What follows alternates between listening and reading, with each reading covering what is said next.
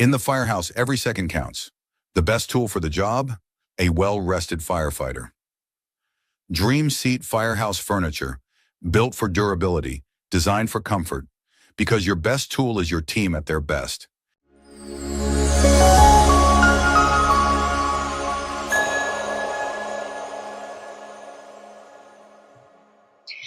Hi, welcome to the Resilient Responder podcast. I'm Ali Rothrock.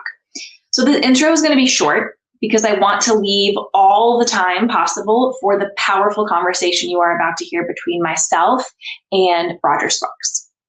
So retired Master Sergeant Roger Sparks served with the military as both a recon Marine and an Air Force pararescueman for over 25 years. Roger is the recipient of the Silver Star for his actions in Afghanistan's Wadapur Valley on November 14th, 2010 during Operation Bulldog Bite to Charlie. I highly recommend Roger's books, Warrior's Creed. You can get it anywhere you read your books. It is an incredibly powerful, insightful, important read. Roger has now transitioned from a career of special operations into the civilian world as a prolific tattoo artist. He now lives with his family in Eagle River, Alaska. Roger Sparks, welcome to the Resilient Responder. Hey, yeah, thanks for having me. So, Roger, our audience has heard about a bit of your story, a bit of your experiences, what has led you to become the person that you are here today. I want to start by talking about making meaning. And when we go through such altering experiences like yours have been, or potentially altering, there's sort of this ongoing choice that we have of how to fold that experience into our present and into our future. What meaning have you made out of the combat experiences that you've had, and what role do they play in your life now? Yeah, I mean, I think, that term post-traumatic growth, it's all about allowing our experiences to change who we are. And it's easy to say, but it's really hard to do. I know a lot of very dear friends that have experienced circumstances similar to myself, and they don't allow themselves to change. And, just to back up a little bit, choosing these paths, these careers within being first responders or being in the military and special operations, and choosing these very high demand, high physical jobs, we have to ask ourselves, why are we doing this stuff anyway? What is it that we want to get from these experiences? Because in, a lot of these career fields, they have a very easy ability for us to go past our intentions. And, in my book, I talk about things a lot with resolve and intention. What is your resolve? What are your intentions? I think being very cognizant of that as a professional in these career fields is very important, to just understand, what are my intentions with doing this job? I joined the military and I pursued special operations because I did want to grow mentally, physically, and spiritually in the paths that I chose in life. And a lot of times we just have to survive our experiences, and in doing so, sometimes there's a lot of experiences that we can't necessarily process at the time, but they have a way of breaking us down and bringing us to our knees to allow us to look and focus on what were those original intentions and where am I now? Where am I growing with these experiences now? And that's so important to really distill. And I feel at this point in my life, after all of these very powerful experiences that I've had, I'm really at the point of attempting to not only articulate my experiences emotionally, but also physically. I've gotten very deep into expressive arts with creativity. I've gotten involved in many organizations. One is Heroic Hearts, which specializes in psychedelic experiences, for combat veterans. And, I think that, if you were to ask a first responder or any professional in those regards after a very difficult situation that they experienced, if you were to ask them, well, can you tell me what happened? Well, they're going to break down everything matter of fact. They're going to say, I went left, I did right, I did compressions like this, or these are the treatments that I did from A to B. But that's all fine. It's like, but they're kind of stuck in this story. What's really more important is to ask them, okay, tell me all of that stuff again, but tell me emotionally what you've experienced. Like, tell me how those things felt. And, I often use the analogy of like a major league pitcher. So a major league pitcher, if you've ever stood next to somebody that could throw like 100-mile-per-hour fastball, that's very, very impressive to stand next to someone and watch them do that, to be next to the catcher who's catching like 100-mile-per-hour fastball. That's very impressive. But if you were to take someone who's a physical therapist and look directly at that person's shoulder girdle, there's nothing healthy about their musculature. It's way out of balance. And that's the same thing that I would apply to first responders. In particular, myself as a pararescueman, to do your job, you have to not consider the emotional. You have to shut down everything emotionally and not allow those things to get in the way of you performing. Like, performance has nothing to do with health. And where I'm at in my life right now is I'm at a point of trying to make sense of all of these very surreal, powerful experiences that I've had.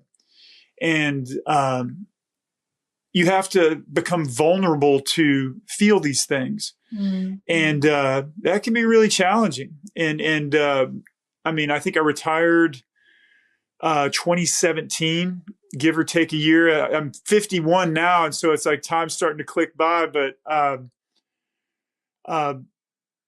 it's just, 2017, when I retired, I was a grief-stricken, very shut down emotionally person that had isolated myself from the people that I love, the things that brought me joy in my life. And I was having a very difficult time with that, but yeah, go ahead. If you're going to ask another question. That leads me perfectly into my next question. I've heard you talk about, I don't remember if it's in interviews or your book or maybe both, but you said that the protective mechanisms that allowed you to be very effective at your job did not serve you when you weren't working or at home. And it said, your quote was that it made you unwilling to accept mercy, love, or grace for yourself. And so I wonder if you can tell us a little bit about finding your way back, or as you put it, your way back home to yourself.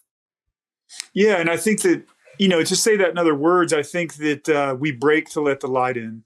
Mm-hmm. I think that's a very powerful way to put that, and again, if my intention in these career fields was to grow mentally, physically, and spiritually, it's like, well, hold on, buttercup, because it's coming, right? It's like, yeah, these experiences, everybody wants to be this ideal person in their mind, or in these career fields to be the hero, to do these things that these just ideas, within our minds of who we need to be or what we're doing. And in fact, it's like we're just being kind of driven subconsciously into these things, mm-hmm. But yeah, my experiences broke me. I think that not only the things I experienced as a reconnaissance Marine, but also as a pararescueman, just very, very palpable experiences of life and death, and blaming myself for, doing the wrong thing, or taking life, or trying to treat people as they're dying in very horrific conditions.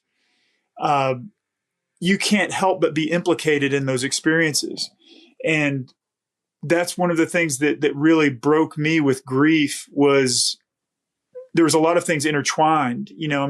At the very start of my pararescue career, my youngest son, Oz, I did CPR on him whenever he was 4 months old. And I did CPR on him for like 30 minutes. And so he's gotten a anoxic brain injury from that. And I think that when we have very profound circumstances that we experience, like I'm mentioning, is doing CPR on my child, that imprints our subconscious very deeply. And I didn't realize this. This has taken a lot of introspection to be able to, just to speak or, talk intelligently about these experiences, but my entire pararescue career, any person that I treated, I was trying to save my son subconsciously. And whether it's we were in a car wreck when we were a kid, or we witnessed fatality, or if we were attacked by an animal, or if we were in combat, all those subconscious mortal experiences that we experience as human beings, if we're lucky enough to survive them, we carry that with us the rest of our life. And what's difficult with people that are very high performing people is they'll blame themselves for things that go wrong. I was speaking with a seer psych directly after some of my combat experiences, and the seer psychs are not necessarily there we're not doing therapy in a combat zone, you know. And this is back at our main base after the events of Bulldog Bite. They were just talking to us to make sure that we were still capable of doing the mission after that 8-day period. Because being a pararescueman in Afghanistan at that time, you had to continually be on alert. And you're treating people, and your presence there is not for people that rolled their ankles. You know, these are people that are experiencing the worst of combat injuries, you know, like mutilating traumatic injuries that they're going to die in a relative short time if we can't get them to a surgical team, you know, and the experiences that we had over that week in Afghanistan for Bulldog Bite were deeply traumatizing to everybody that experienced them. And everybody deals with that differently. But I was speaking to the seer psych because the commander knew the gravity of what we had experienced, and they just wanted to make sure, like, hey, are these guys still functioning at a percentage that's acceptable under these circumstances? And so they brought over this seer psych, and usually those guys are there to deal with people that have been captured, or people that we have captured that are experiencing this horrific ordeal of being captured after direct combat. And they're there to kind of like either interrogate people and use things against them, or try to put people back together. But they were just there as like this litmus test to tell the commanders that we were okay. And I mean, so I kind of told this psych a little bit about my experiences. And I was like, you know, I have a really hard time because I just break down crying. I can't explain it, but I'm doing everything that I need to do, but I'll just have to take a knee and I just start crying, and I start like uncontrollably, like I can't explain it. And he was just like, okay, well, let's just sit with that for a second. And he's like, you know, you're a very intense human being, and you experience your emotions very, very intensely. And so when you do experience grief under these circumstances, you're going to experience grief in a very profound, very powerful way over a very short period of time. And he's like, that's a completely normal characteristic of someone like myself. Mm. But then I was just still kind of stuck with it, and I could tell this psych, he was a cool guy. He was on this tier 1 team, you know, at the time, but he just starts kind of laughing at us. He's like, what you're experiencing right now, he's like, I call this superhero syndrome. He's like, you're really, really, really good at what you do. And the reason you're going to break is because you blame yourself. You know, you basically blame yourself when things don't go perfectly. And he's like, that's what makes you really good, but that's what's going to break you. Mm-hmm. And I've thought about that. I mean, that all happened in 2010. And so we're 14 years past that. And that conversation really stuck with me. And as I started kind of peeling that onion a little bit, you know, it's basically, I think that very high performing people basically in modern psychiatry, there's 2 types of people. Like you can really sum up everything with like 2 types of people that blame others and people that blame themselves. And usually very high performing people blame themselves when things don't go perfect. Like, I'm a piece of shit. I should have done this. if I would have trained more, I could have done this. And it's difficult because even if you're in combat and someone gets shot in the back of the head and they're missing the back of their head, but they're still functioning and talking to you, I, as a PJ, am there to save their lives. And if I can't do that, well, then I'm a failure. And I can understand consciously that, okay, someone missing the back of their head isn't going to survive that wound. Like I can physiologically understand that, but it's different when you're a human being with that other human being and they're dying in your arms. Yeah. You're implicated in that experience. And that's taken me a very long time to emote and have moments of catharsis through, my life and through allowing myself to be vulnerable and to feel these experiences. And it's the problems when we don't want to feel the experiences, when we want to numb ourselves to them, where we try to compartmentalize our emotions. Now, I understand, like on the X, like when you're treating someone at the point of injury or you're performing your job. I used that analogy earlier. When you're performing, that's not the time to try to feel all this shit, Right. But that's the damage, right? Is because like you have to compartmentalize all that shit to survive it. And I'm sorry if I kind of schizophrenically go through this, but one of the key instances that I realized that I was going to have emotional trauma from my experiences, my combat experiences.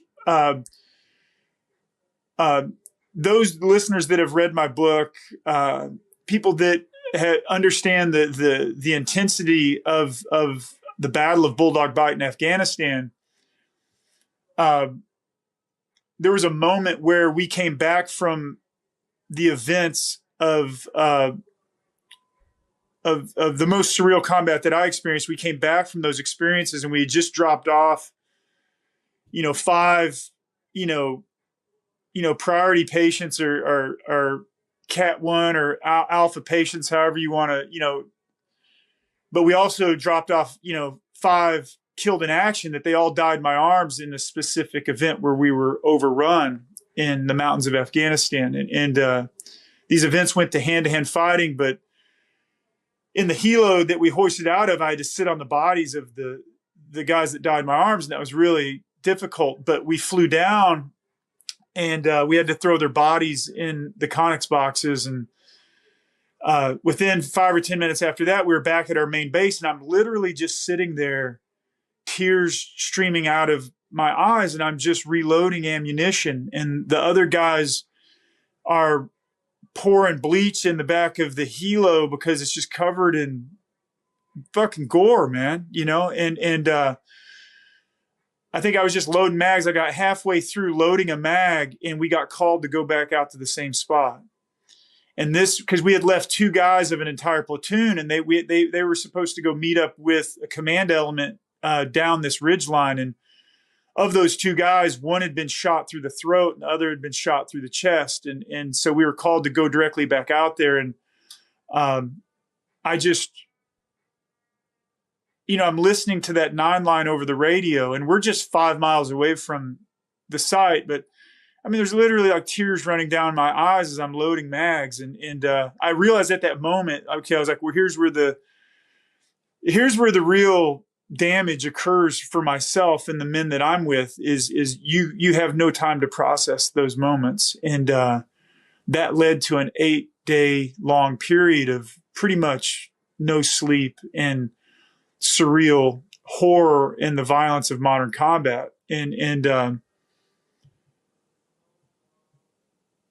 I think anybody that experienced that, it really shook us to our core. Yeah. Strangely enough, life has a way of functioning with synchronicity. Tell us about your journey to become a tattoo artist and what being an artist in that medium means to you. But yeah, again, just kind of like talking about that synchronicity piece of, after that 8-day period, we landed at our main base and within 20, 30 minutes of us landing, there were 3 guys there that wanted to make a documentary about tattooing us. And we were really grief stricken human beings that were shattered emotionally. And, one of our guys had been shot in the head, and we had just evacuated, 11 killed in action and 50 cat alphas over an 8-day period. And we really weren't operating on any sleep. And, we hadn't showered, and we were covered in filth and gore. And it was really an unexplainable, powerful circumstance in my life. And I was the NCOIC, I was the PJ in charge at the time. And I looked at these guys, and I was just like, sure, man, let's do this, I don't think if it wasn't for those guys meeting us and tattooing us in Afghanistan, I don't think that I would be alive today. And what I mean by that is I probably would have taken my own life with struggling with grief. And tattooing became this way forward from those experiences. A very bonding, very spiritual, very ritualistic and ceremonial time to be tattooed right after combat like that. And I just have to really give my love to one of my dearest friends, Scott Campbell, that had the audacity or the weird ballsy idea to go to Afghanistan and even do a documentary like that, and him and I are very dear friends now. But yeah, I got into tattooing because I think that was probably the most cathartic thing that could have happened directly after those experiences. It wouldn't have been going to like some inpatient treatment facility and getting foot rubs and hugs and shit like that. It was like, tattoo me in that experience, and have me feel that as a ceremony or a ritual to try to come back to myself and the other men that I was with, to come back to myself. The circumstances of me getting into tattooing are just surreal, and I can't, I think words fall short of trying to articulate just how strange that whole experience is, Yeah. Absolutely. I'd been in the military for over 20 years, and I've never even heard of anything like that happening, let alone had I experienced combat to that degree of hand-to-hand fighting or attempting to martyr ourselves to save other humans. And I think it's a very difficult thing that care providers face, particularly in combat situations or points of risking your life to save others, is what's after when you martyr yourself or when you completely risk your life to save other humans, but then you live through those circumstances. There's a very hollow afterglow within those experiences that I think really isolates us. And I kind of mentioned, the thoughts of suicide and why suicide, I think, is so intrinsic to surviving horrific experiences is you can logically say, well, like I blame myself for these things or these, this and that, or maybe I shouldn't have lived through this. But it's really an inability to consciously understand surviving horrific circumstances. Like, I think that anybody that's lived through things that other people died through, it's impossible to come to grips with in a very conscious, articulate way. Like, there's not a way of justifying that. If I was just sitting somewhere and an RPG detonated close by and it killed the guy that was next to me, but I'm alive, or just circumstances like that. It's just it's not that you blame yourself. It's just that there's not an articulate, conscious way of justifying your life in that. And tattooing became my salvation, and it's weird that when we do survive these circumstances like that, Carl Jung, the famous 60s philosopher, he was like, when we have unprocessed events, we will call them synchronicity. We call them serendipity or synchronicity, but that can be explained if someone is a devout Christian. Well, you can say, well, that was Christian God doing this or placing these things in front of me. But there is definitely a veil of mysticism that is very palpable in mortal situations, that there's something that is timeless about our human experience, that there is something that we can't see that is very present during times of horrific circumstances. And I think that the closer we get to our mortality, I think the closer we get to whatever that ineffable experience is. And again, I can't explain why there were tattooers making a documentary about my life, or the others that had experienced what we just experienced, right there as we got off that aircraft, or that these relationships, it's just so surreal. Yeah. It's just so unexplainable. It's so unlikely. Yeah. Yeah. And so you have to get lost in that sauce. You got to kind of be like, well, how or why did that happen? Or is this something of spiritual connotation that I'm brushing with? I think that I've always been kind of a rebel, I'm a 51-year-old dude and I've got a mohawk, you can't really see it, but I'm just, like my favorite movie is Taxi Driver. It's nice. like, Nice. I grew up in really weird, surreal circumstances, and you can say, oh, like I was picked for those moments of my life that I survived, but I think we're all just surviving ourselves at some point. And I feel really lucky to be alive. And I feel that finding creative artistic expression as a way forward for my life is now my purpose. Like that is now my intention in life, is to articulate my experiences.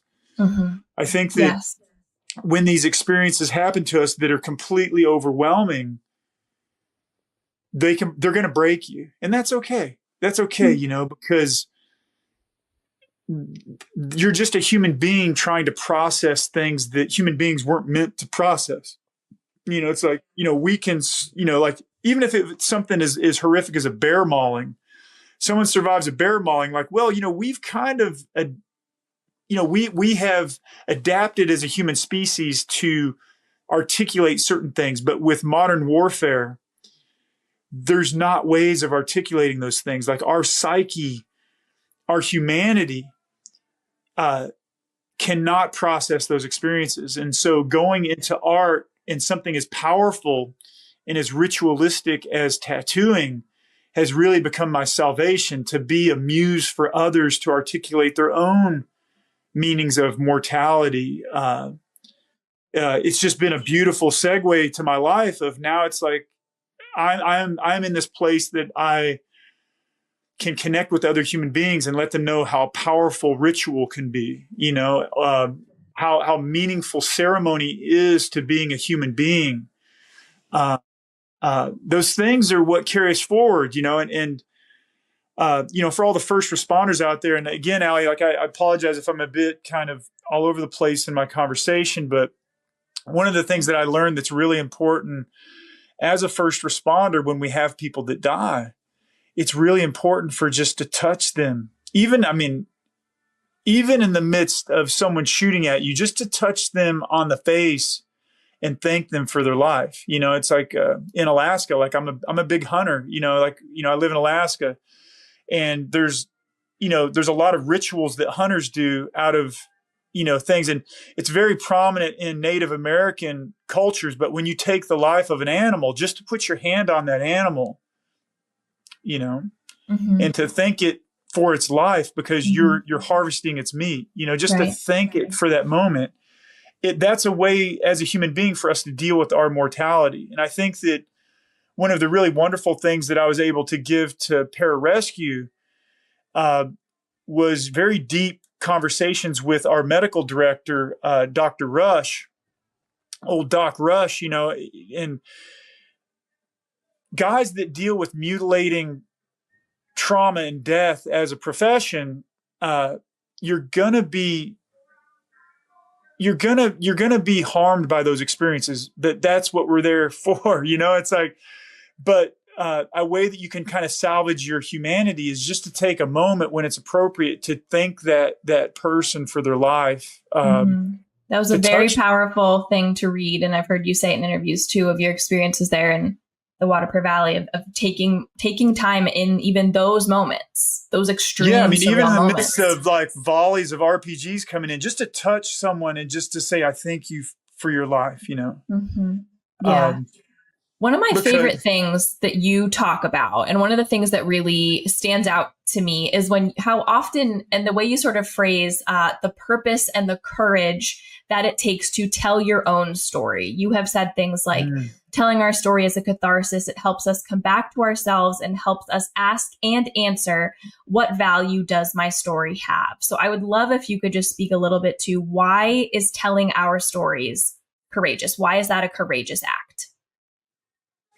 Well, I mean, it offers vulnerability, you know, and to be honest with ourselves, you know, like, you know, when we have these surreal experiences in our lives, you know, it's, we can get into the after action of it, of like the tactics, the techniques, or the procedures, and that helps the career field. Like that helps others behind us, you know, that after action report, or that AAR, whatever our career fields call those things, that's important for the profession.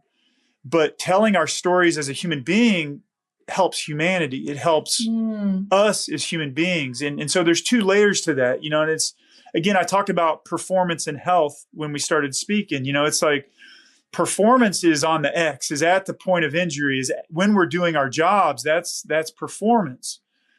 But health has nothing to do with performance. And so health is first and foremost, health has you connecting to your heart. Like how connected are you to your emotions? Because I do speak about this, you know, quite a bit. Again, I'm very involved in organizations that treat or provide psychedelic experiences for people like myself, like combat veterans or people that have had these very horrific experiences. And the main goal of that is to connect to your heart, to connect to your emotions.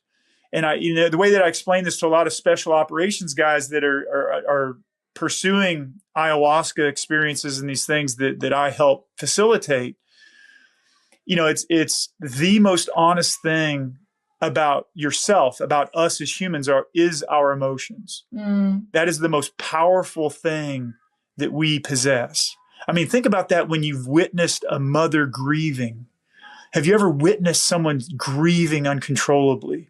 That is so powerful. That is so beautiful and punk rock. That is so overwhelmingly, brutally powerful that when we ourselves experience these limits of humanity and our mortality, to allow yourselves to emote and to grieve those experiences, because that's the only way forward. That's the only way you're going to grow from your experience, you know. And I was told a long time ago, getting involved in plant-based medicine approaches to healing grief and trauma, you have to feel it to heal it. And that is certainly true. You know, like the things that we hold on to end up destroying us. Yeah. And we've survived these experiences, but now our inability or our emotional immaturity or our emotional inability to understand and express these things are what breaks us. But true. Just to go on all fours and to grieve uncontrollably, it will pass. And what's on the other side of grief is joy. You know, it's like, and you know, so many people that have experienced these things of grief, you know, if you allow yourself to feel the full intensity of that grief and to let it pass through you, joy's on the other side of that. That's why you know, you're not experiencing joy in your life right now, is that you're holding on to this. And so many of us get so attached to our stories, that we get so attached to the stories of what we are, what we experienced. And none of that has ever mattered. The story has never mattered. The only thing that's ever mattered is the emotions that have come from those stories, and allowing ourselves to feel the emotions of those experiences.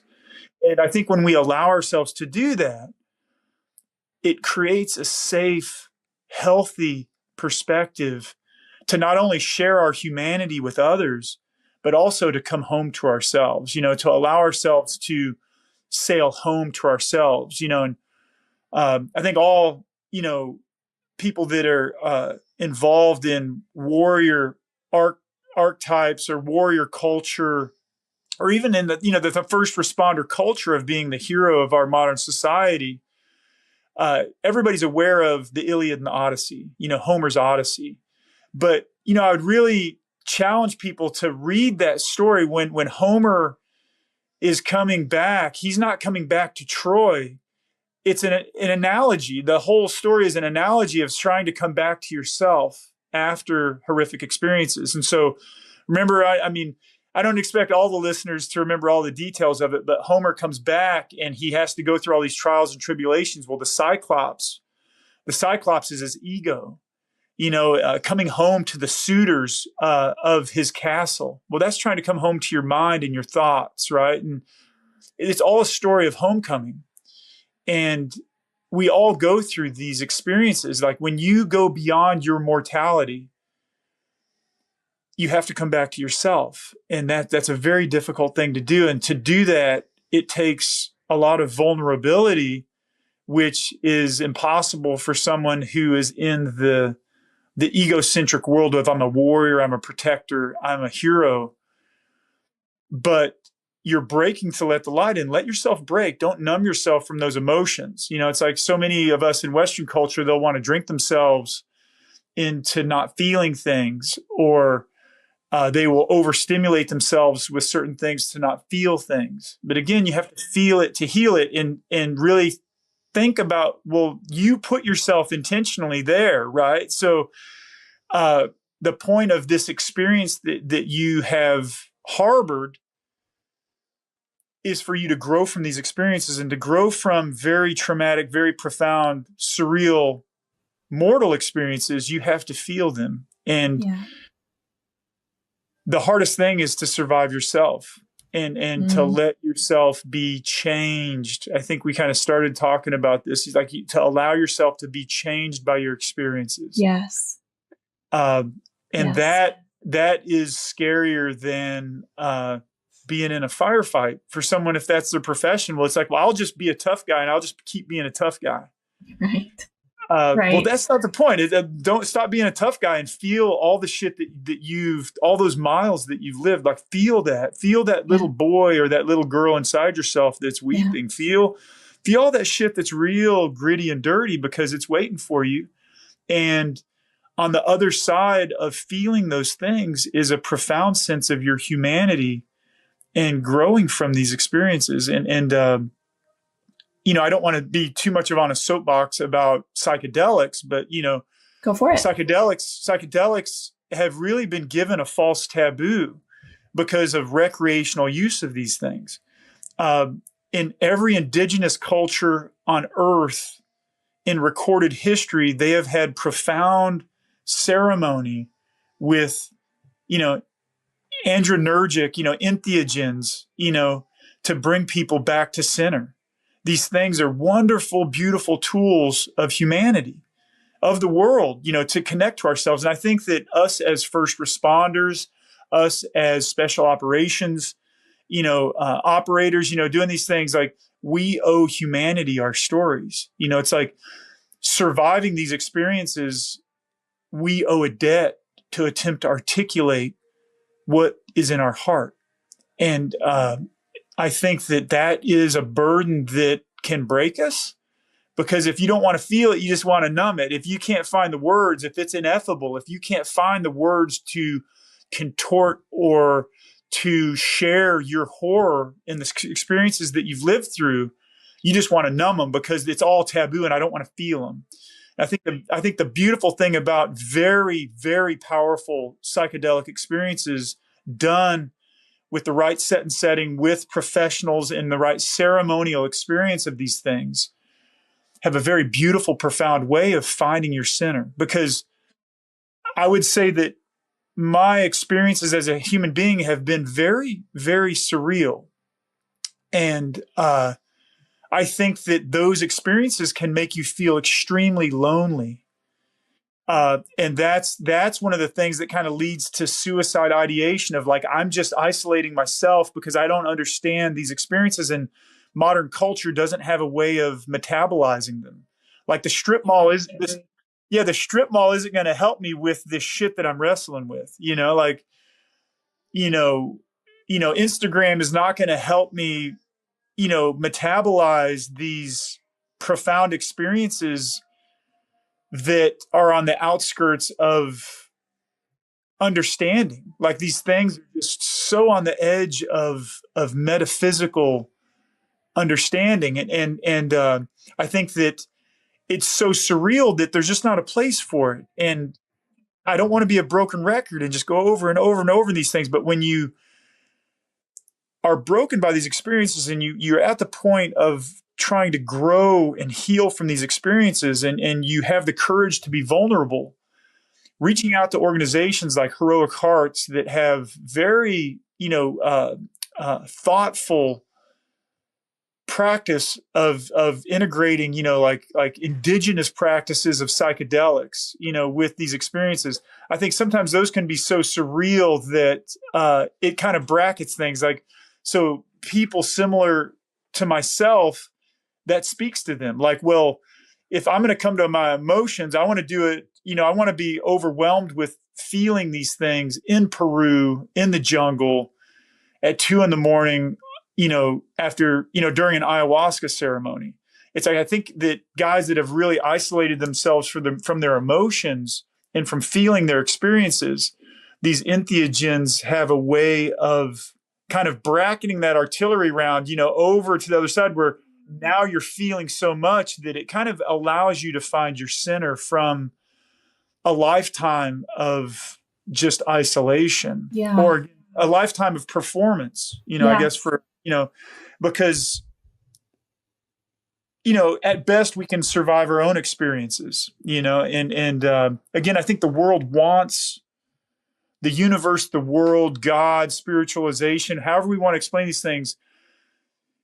It wants us to be that flower that blooms and expresses these things that are able to be articulated, but they can only be articulated by being felt. They can't be articulated by telling stories. Like in my book, I write the stories of some of the things that have happened to me, but there's so much more, right? Like I think that, psychedelics done in oh no. Are you still there? I'm here. Okay. I'm just touching stuff. I'm holding my iPad here, so I'm sorry about that. You're fine. We're good. Go ahead. But yeah, I think it just these entheogens, allow people to experience things and to feel things and understand that our stories have meaning. Like that humanity can benefit from us telling our stories, and not the story. It doesn't have to be this Sean Ryan story of like, like the tough guy stuff, but like, there's power in dichotomy. It's like connect to the feeling of what you're talking about. Don't just tell the story of it, and I think that guys get really caught up in, well, I didn't go through what this guy went through, or I'm not fucked up because I don't have these symptoms, or I'm not this way. But we're all human beings, and we're all kind of operating in the same feeling frequency. As a human being, again, there's different performance models. People have different performance ability. But when it comes to health, when it comes to longevity and health, we're all very, very similar. And it's connecting to our emotions is deeply, deeply important. Specifically, if you do survive these really wild, unexplainable experiences. And I do really want to push any of the listeners that are struggling with, post-traumatic stress, to, instead of constantly getting stuck in the broken record of telling your stories, be very careful of the story that you tell yourself, because we're not those stories. You're the emotions associated with those stories. And just next time you're telling that story to someone, don't get connected to the story, get connected to your emotions. Tell the listeners what you felt, how fearful you were, how horrified you were, how broken you were, and how how isolated you felt, or just allow those emotions, to overtake you. And that's okay. Yeah. It's okay to feel the emotions from our experiences, because in the end, that's how we accept the mercy, love, and grace. That's how we feel the things. It's just, don't neglect the most important part of your life, and that is connecting to your heart and your emotions. Perfect. That's a perfect punctuation on this conversation. Roger, thank you so much for your time, for blessing the world with your story and your art. We are all much better for it. Thank you. Yeah. Thank you. Thank you, Ali, for doing this. I really appreciate the time. You can follow Resilient Responder Podcast and me, Ali W. Rothrock, on Instagram. You can read my book, After Trauma, anywhere you get your books. The audiobook is also available. It was read by me and is on both Audible and Spotify. You can find Roger's book, Warrior's Creed, anywhere you get your books, and you can follow him on Instagram at RDSparks. Be well. In the firehouse, every second counts. The best tool for the job? A well-rested firefighter. Dream Seat Firehouse Furniture. Built for durability, designed for comfort, because your best tool is your